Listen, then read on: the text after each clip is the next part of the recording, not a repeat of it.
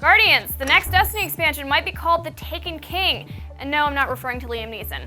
NeoGAF user Kafimbo spotted that Bungie applied for a trademark for The Taken King, which bears a logo that looks something associated to the Hive. Speculation is the king is Oryx, who's the father of the Dark Below's Crota.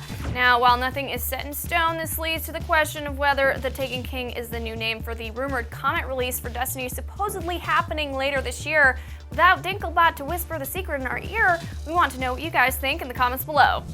Sony will surprisingly not be hosting a press conference at Gamescom this year, opting instead to present at Paris Games Week later in 2015. Sony said, "We're delighted to announce that we will be hosting an international media briefing at Paris Games Week on the 27th of October. With the changes this year of E3 taking place a week later and Gamescom taking place earlier, we feel that both PlayStation and the wider industry would benefit from a major news milestone later in the year during the most important period for gaming." So this is a bummer about Gamescom, but exciting about Paris Games Week, though we really should focus on E3 first, people.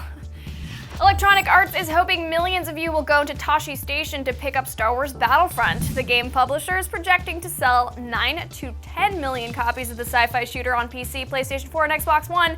EA CFO Blake Jorgensen said during a quarterly investor call, "We certainly hope we can leverage a lot of the hype. We're thinking about Battlefront sales projections as two bookends. One bookend is the historical Battlefront, which did roughly 9 million units. The other bookend is our first-person shooter franchise Battlefield, which typically does around 15 million units.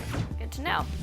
Speaking of EA, the company revealed that Titanfall 2 is expected to release sometime between April 1st, 2016 and March 31st, 2017. EA CFO Blake Jorgensen said during a quarterly investor call that we should expect the sequel during this fiscal year for the publisher. It looks like we'll be standing by a bit longer for Titanfall 2. Bummer. The latest patch for Mortal Kombat X has apparently performed a fatality on save data. Yikes. Steam users are reporting that the recent 15.8 gigabyte patch for Mortal Kombat X is removing their save data instead of fixing known issues regarding crashes and netcode bugs.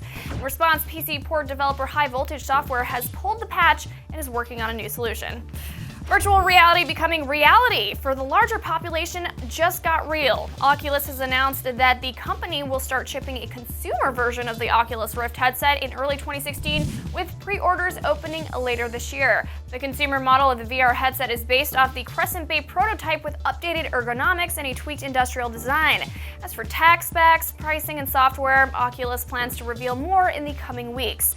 I guess this means we have one more year to enjoy or really hate hanging out with real people in real places.